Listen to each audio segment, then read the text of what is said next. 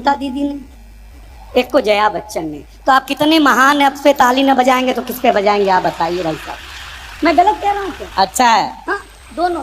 क्या कमाल की बात है भाई साहब। मैं तो कलकत्ता आता हूँ ना, मैं खुश हो जाता हूँ, मैं इसमें कोई डाउट ही नहीं। दो अब देखिए जी, यहाँ दो ही प्रकार के लोग बैठे हैं, जो कुंभ में गए थे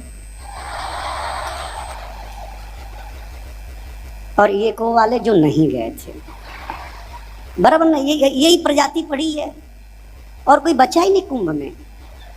जो पैदा नहीं हुए वो भी कुंभ नहा के आए भाई साहब। आंकड़ा ही ऐसा दे रही है सरकार, इतने करोड़ आ गए, इतने करोड़ आ गए, इतने करोड़ आ गए।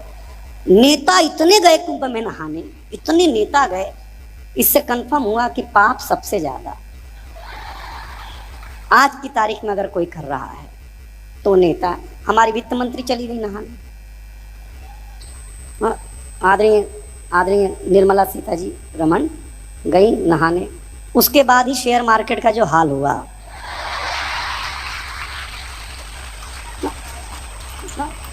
शेयर मार्केट और वित्त मंत्री एक ही साथ बुड़े। वो तो बाहर आ गई क्योंकि उनके पास मोदी जी का हाथ था। शेयर मार्केट वहीं का वहीं रहा भाई साहब।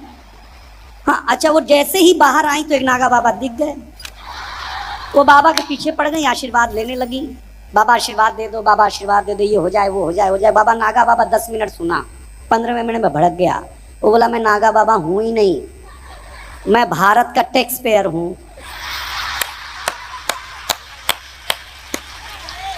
तालियां अच्छी देंगे, मैं अच्छा सुनाऊंगा भाई साहब। वाह, बहुत अच्छे। जीएसटी देते देते ये हालत में आ गए हैं हम। गलत बता रहे हैं आपको क्या? कमाल का। अच्छा, हम कोई पाप करते हैं तो इलाहाबाद नहाने जाते हैं, जब इलाहाबादिया ही पाप कर रहा हो।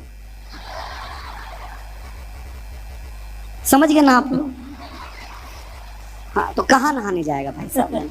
लेकिन बहुत अच्छा है, आप कहने के बाद भी ताली। 50 साल में आपने कुछ नहीं सीखा। जब आप कहने के बाद भी ताली बजाते हैं तो रामलाल वाला चुटकुला 80 साल और चलेगा।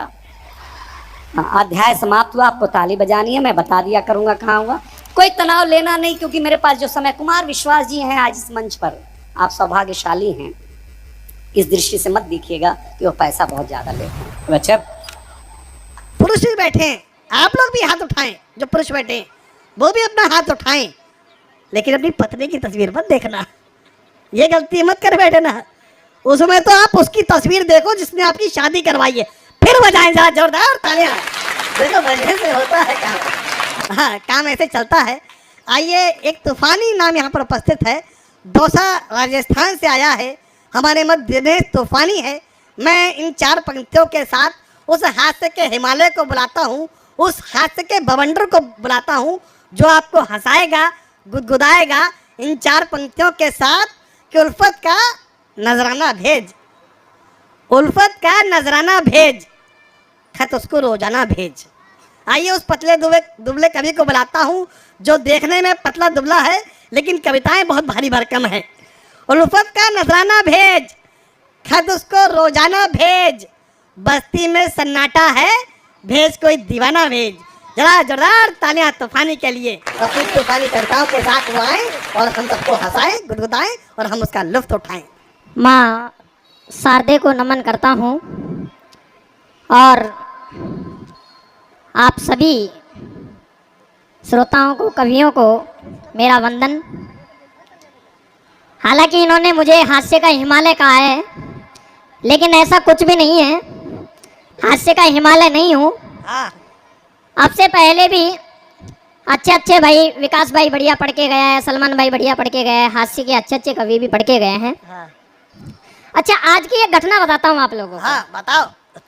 हम ट्रेन से आ रहे थे भाई साहब, और ट्रेन से आ रहे थे तो हम दौसा से बैठे, सलमान भाई बांदीकुई से बैठा।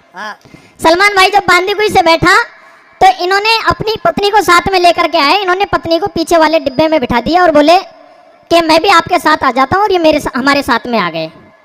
और हमारे साथ में आने के बाद में हमारे पास आकर के बोले कि तूफानी जी, मैं किसी से डरता नहीं हूँ, पत्नी को पीछे वाले डिब्बे में छोड़ के आ गया और तुम्हारे पास आ गया।